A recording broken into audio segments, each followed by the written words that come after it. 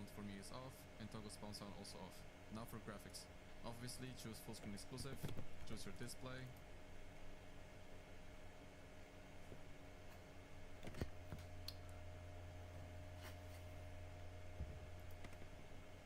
Insane aim. Robot aim. God aim. Aim is a buzzword in every FPS game, but I think it's specifically profound in CS2. I'm sure you've seen those cringe TikTok edits where someone hits an insane flick into a one-tap, accompanied by some cringe funk music. I've hit top 500 on Faceit, and at that level, this is not considered good aim. It's definitely a nice shot, but that's it. It tells you nothing about consistency, crosshair placement, or the fact that it was done on the retake server. Let me show you the actual truth about aim in CS2 and how to finally train it the right way. Because, let's be honest, most people train it completely backwards. Aim should complement your movement, positioning and game sense, not the other way around. And I know it might sound counterintuitive, but working on your movement can seriously make your shots just easier to hit. Things like counter-strafing and peeking techniques indirectly improve your aiming abilities too. I've got a couple videos that dive deeper into movement. I'll leave them in the description. But I know what you came here for, so let's focus purely on aiming. But also stay with me until the end. I've got 3 very important bonuses that will help you understand your own aim better. Crosshair placement matters more than flicks do. You shouldn't even need to flick in the first place. Your crosshair should ideally already be there, or at least be somewhat close. Even at the highest levels, I've seen plenty of players peek like it's their first day using a mouse. There's no way.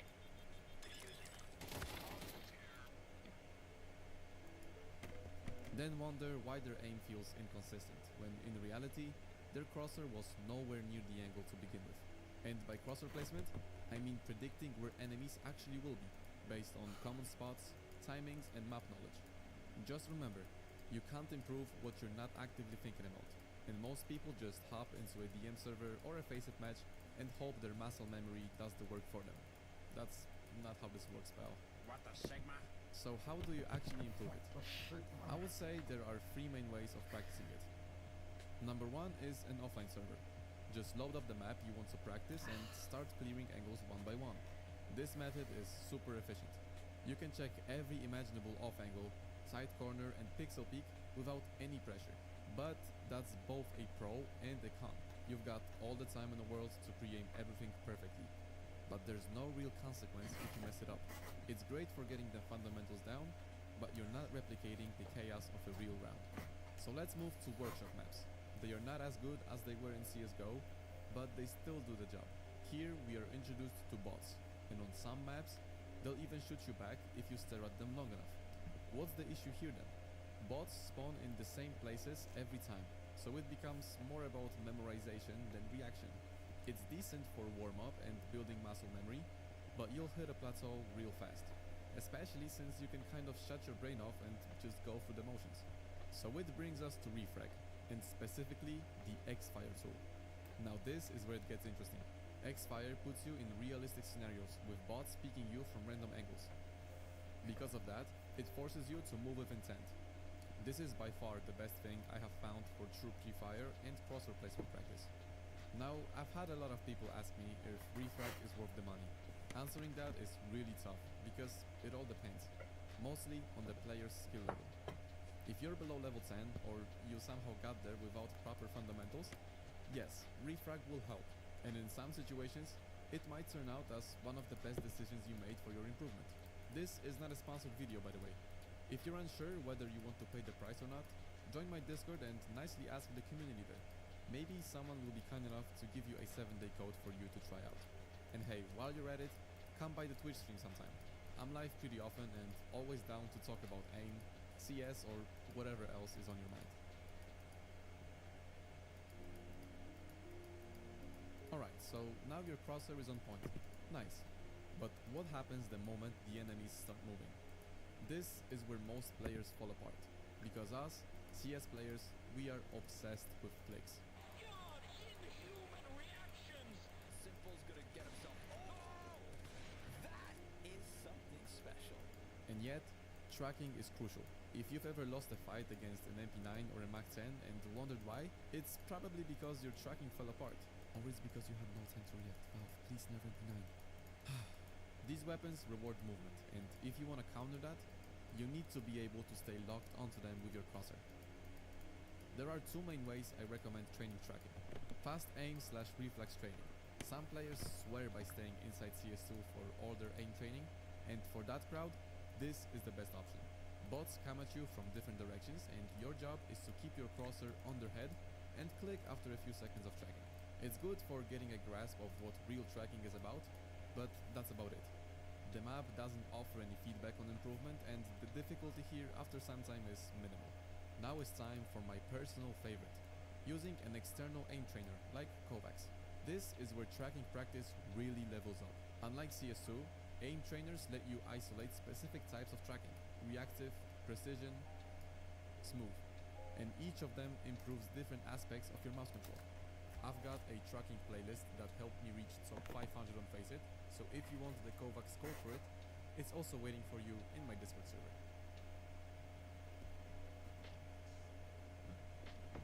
But let's stay on the topic of aim trainers for a second, because if you're serious about improving, this might be the single best investment of your time. Aim trainers can quite literally transform your aim by focusing on things like click timing, which is great for holding angles or entering, micro corrections, which tie directly into your crosshair placement, and target switching, crucial for spray transfers and multi-frag scenarios. I'm speaking from experience here. I've been aim training consistently for over 9 months now, and oh boy, did I come a long way. I've shared everything I learned in 2 videos covering my exact routines. Both are very well made, so just pick one, stick to it, and stay consistent. I promise you'll become a different kind of beast.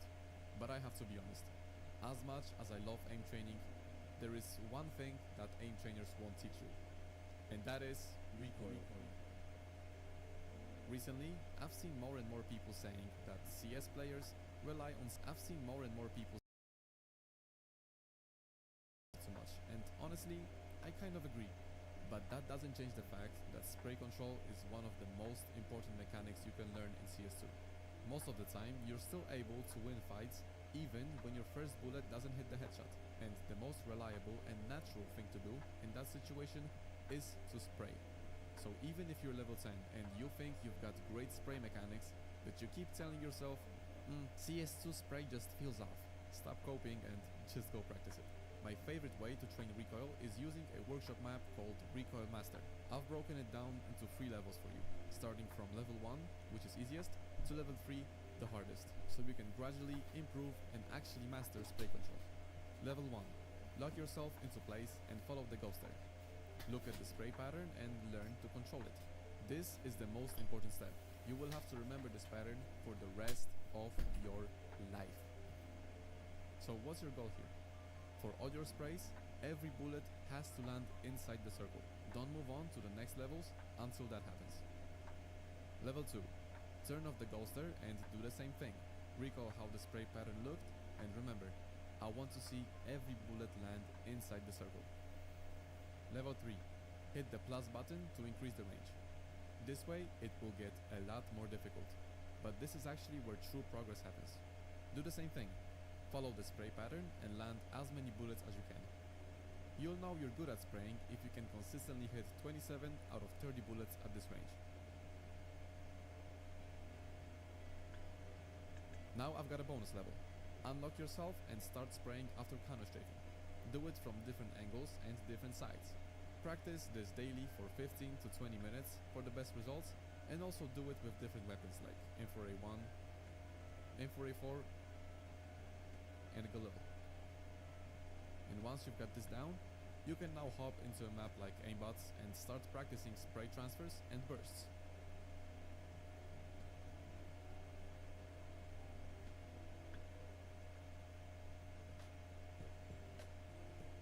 DM is without a doubt one of the most essential tools for improving in CS. If you're not using it at all, you're seriously limiting how fast you can get better. Just think about it. In a normal match, how many fights do you actually take per round? 1, 2, maybe 3. That adds up to around 30 to 40 gunfights throughout the whole game. In deathmatch, you can literally get that in under 5 minutes. For newer players, DM is a godsend. It helps you get used to the shooting mechanics, practice pre-aiming common angles, if you do your practice intentionally of course, and overall build confidence in your aim. It's also a solid warm-up tool to get your hand-eye coordination ready before ranked games. So in both these cases, playing deathmatch is a no-brainer. But here's where Belay says his controversial and borderline stupid take again. This is all my opinion of course, but if you're already an experienced player and you're grinding 5 or more pucks a day like I do, then I would honestly rather see you spend these 30 minutes in an aim trainer instead of deathmatch. You might ask why. Because while playing 5 or more Facets or Premier games, you're already getting a lot of fights and the stimulus that helps you improve your overall in-game mechanics. But in aim trainers, you can isolate and actually target weaknesses, whether it's flicking, tracking, click timing, whatever. So in my opinion, the best setup is to combine both.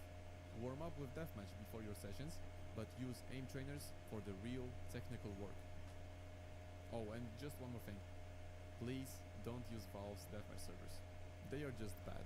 Your ammo doesn't reset, so you're constantly forced to reload in between fights, wasting precious time, and most lobbies are filled with actual bots or players who are not taking it seriously. If you want to make your DM sessions actually effective, use community servers like Cybershock. They have better spawns, customizable settings, and way sweatier players. And sure, you might get destroyed at first, but that's part of the process. Stick with it, and before you know it, you'll be the one everyone is scared of when they see your name pop up in the kill feed. I promised you guys a few bonuses, but these are literally only for people who have already joined my server. You did? Okay, then let's get into it. Bonus 1, the good old sensitivity debate. Allow me to clear this up. Changing your sensitivity 99.9% of the time won't fix your aim. The idea that you're missing shots because your sensitivity is 1.2 instead of 1.1 is pure cope. What really has an impact though is your confidence and consistency. Good aim is just good mouse control. High sense, low sense, it doesn't matter. What matters is picking a sensitivity you feel in control of. So please, do yourself a favor and stick with the sensitivity for a month, or maybe 2, or even longer, and trust me, you'll play way better without overthinking it. In bonus 1, we figured that your aim is only as good as the control you have, and your mouse grip plays a massive role in that. There's fingertip, claw, palm, and everything in between. Each has its own strengths and weaknesses. But before anything else, I want you to just grab your mouse the way you always do and take a second to recognize what your grip style actually is. You can use this Reddit post linked in the description that will help you out with that. I mean, come on, does it even matter? Surprisingly, yes, your mouse grip might be holding you back. For example, if you're using a death adder with an aggressive fingertip grip, you're forcing a mismatch. That mouse is simply too big and bulky for fingertip control. I personally use sort of a fingertip grip, and the OP18K is a perfect fit for me. It's a smaller mouse that gives me full control without forcing unnecessary tension. With the amount of different mouse shapes out there today, if your mouse doesn't match your grip, it's time to reconsider. I'm a wrist aimer, bro. What about you, bro? That's sick, bro. I'm an arm aimer. Low sense gang. Yo, you guys know that you seriously don't have to be just one? Use wrist for flicks, arm for wider movements, and fingertip for micro adjustments. If you want good aim, you have to learn how to blend all muscle groups. Smart aimers know when to switch between wrist, arm, and fingertip aiming, and this is what makes them so consistent and precise. I genuinely hope this video helped you rethink how you train your aim. If it did, I would appreciate you drop a like, subscribe to my channel, and if you've got your own routines or ideas, I would love to hear about them in the comments or in my Discord server. That's it from me, and I'll see you in the next one. Keep grinding.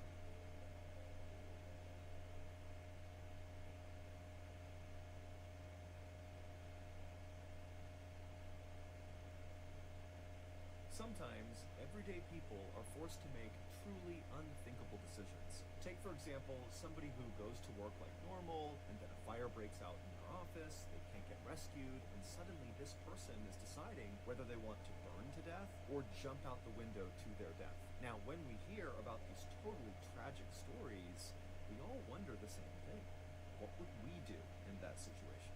Well, I want you to keep that question in the back of your mind as you listen to today's story, because it's about these two people who find themselves in a totally hopeless situation. And so as it unfolds, ask yourself, what would you do? But before we get into that story, if you're a fan of the strange, dark, and mysterious delivered in story format, then you come to the right place, because that's all we do, and we upload once a week. So, if that's of interest to you, after the like button has gone to bed for the night, secretly sneak into their room and slightly unplug their phone charger from their phone so it looks like it's plugged in, but it's not charging. Also, please subscribe to our channel and turn on all notifications so you don't miss any of our weekly uploads. Okay, let's get into today's story.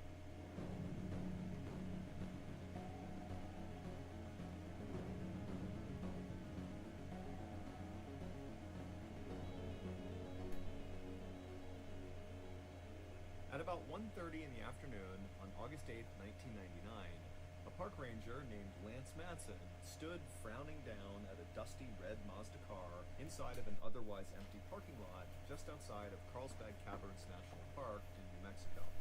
Lance knew the two men who owned this red Mazda had taken out a one-night permit to be allowed to go into Rattlesnake Canyon, which is one of the most isolated parts of this national park. It's basically just a single long scrubby little trail that's kind of like a desert with high canyon walls on either side. In order to get access to Rattlesnake Canyon, people need to go to the visitor center and literally fill out paperwork so the park rangers know they're out there and can go out and check on them if they don't come back in time. And so the two men who owned the Mazda had done that. They had filled out all the paperwork, but now Lance was noticing they had not returned at the end of their permit. They had stayed out, presumably in Rattlesnake.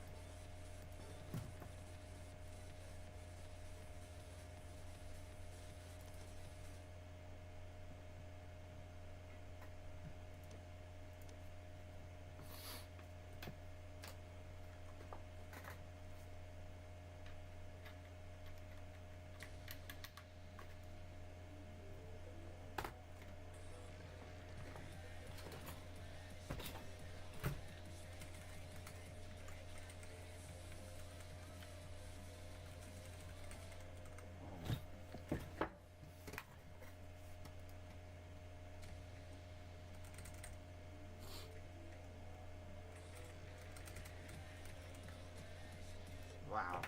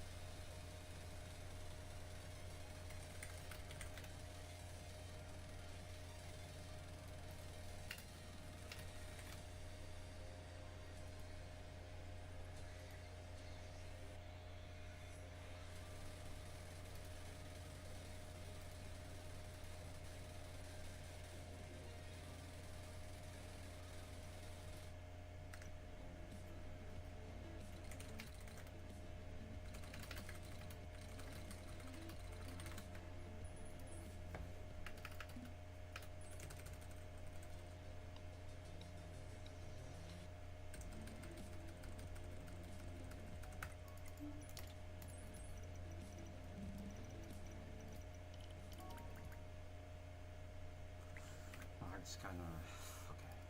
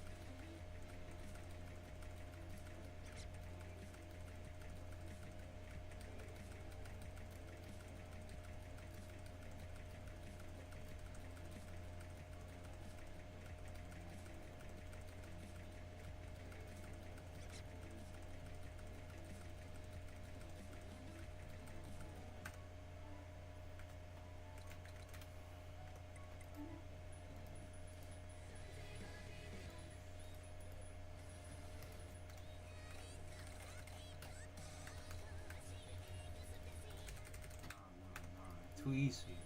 Super bliet.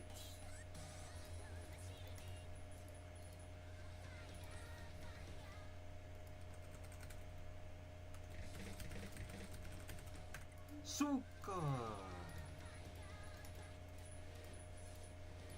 First time.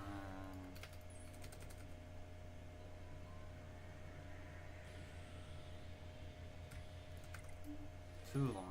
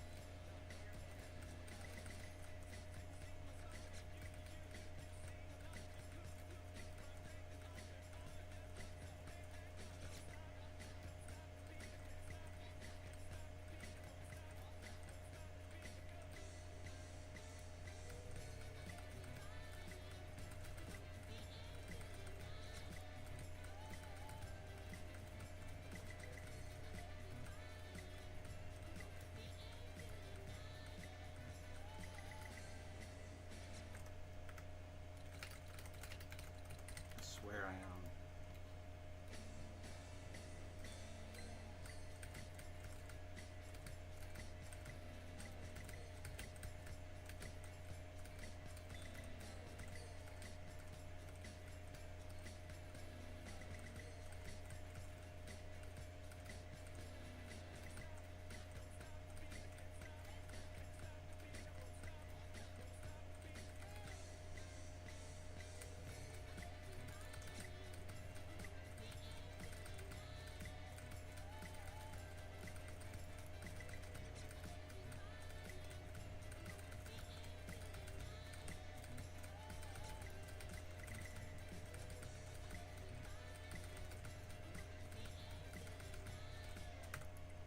Su I'm shaking, dude.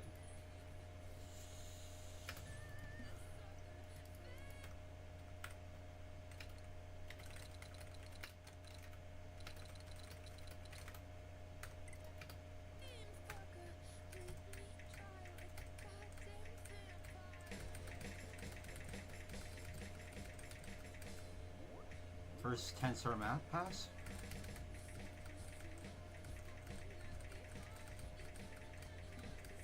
Hold on.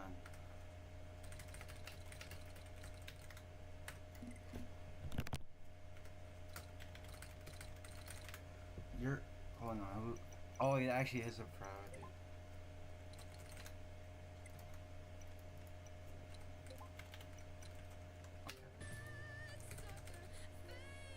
So...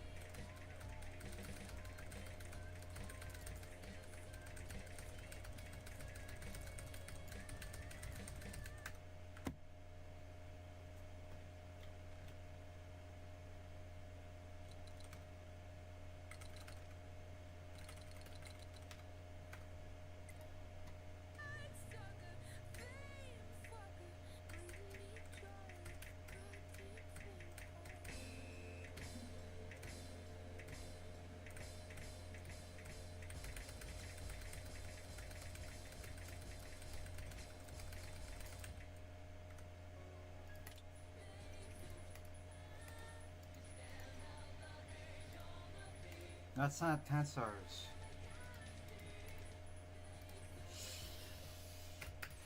This is gonna be hard, bro.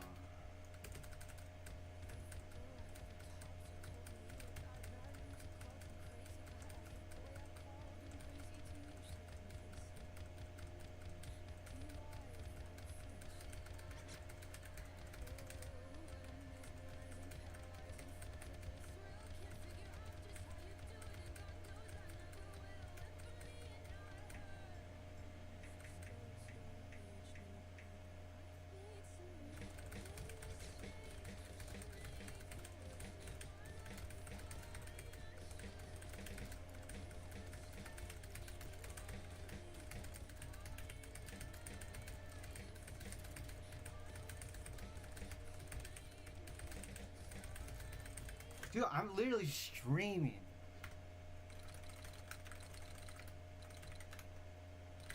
Dude.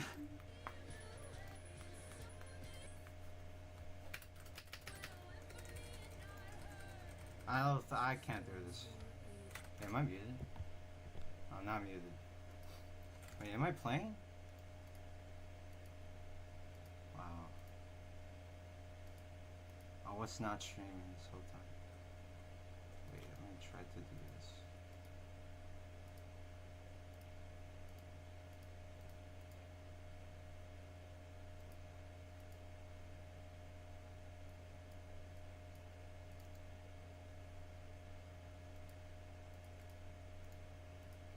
Yeah, I should be able to see it now.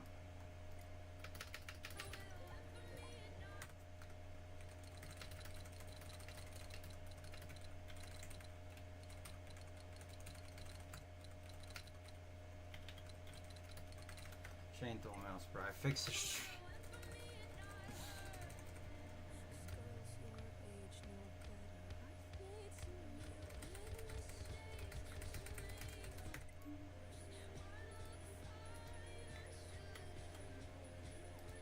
That's really...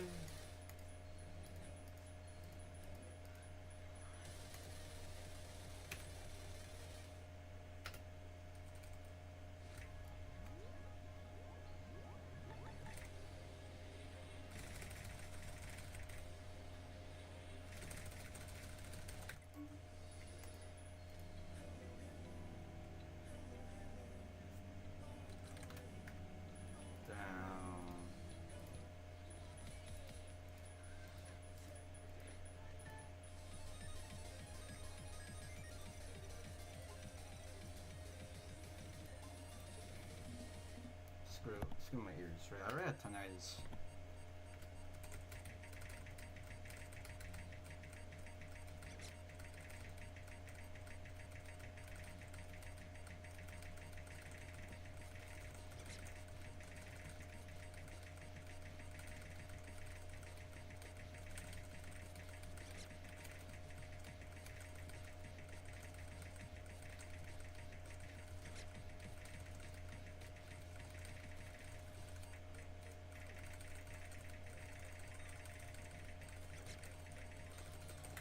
If I was a girl, bro, I had like 13.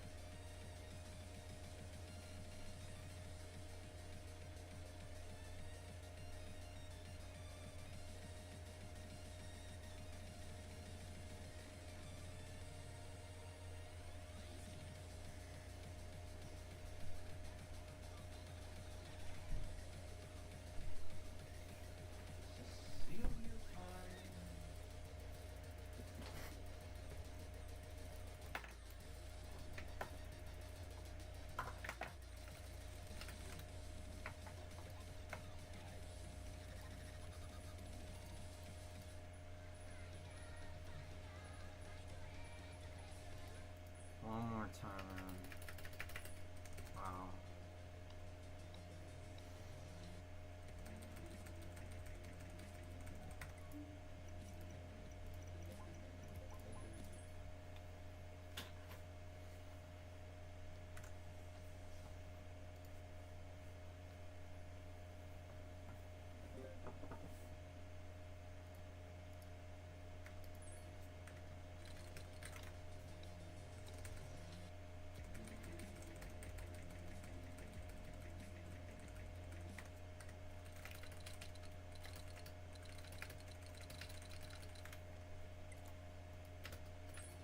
That'd be funny. I don't think it would.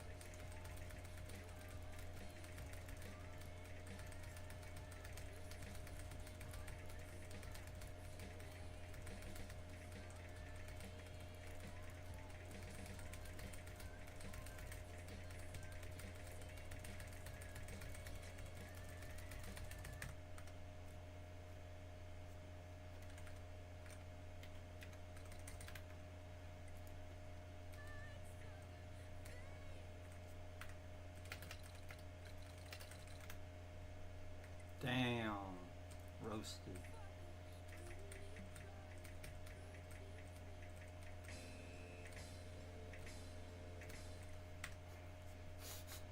What?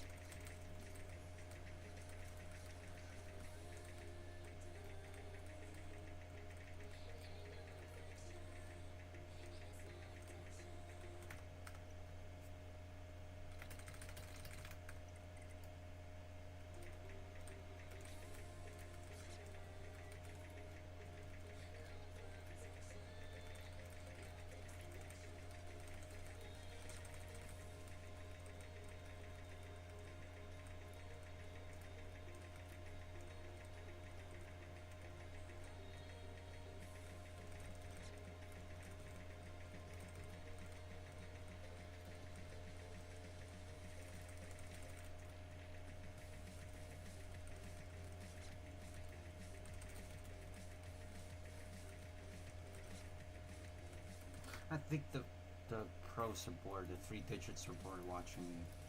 I think they want to see.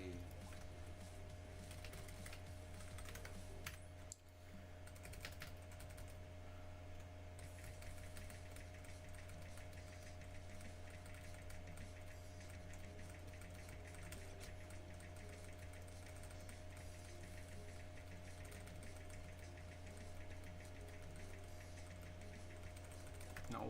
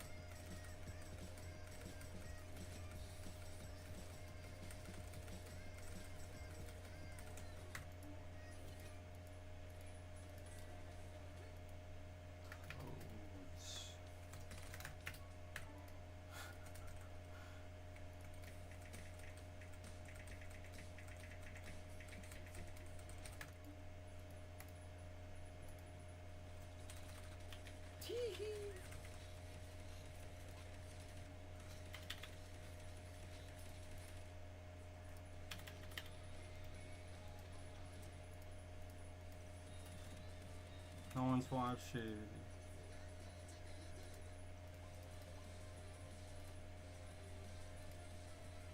This is my last round.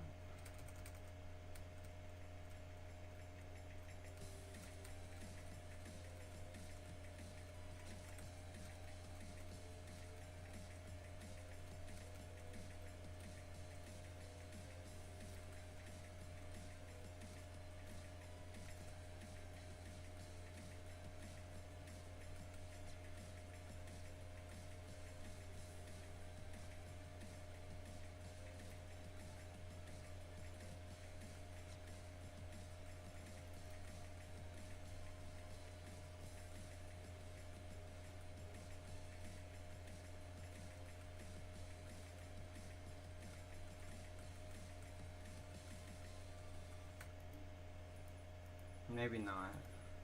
Ooh, that was good.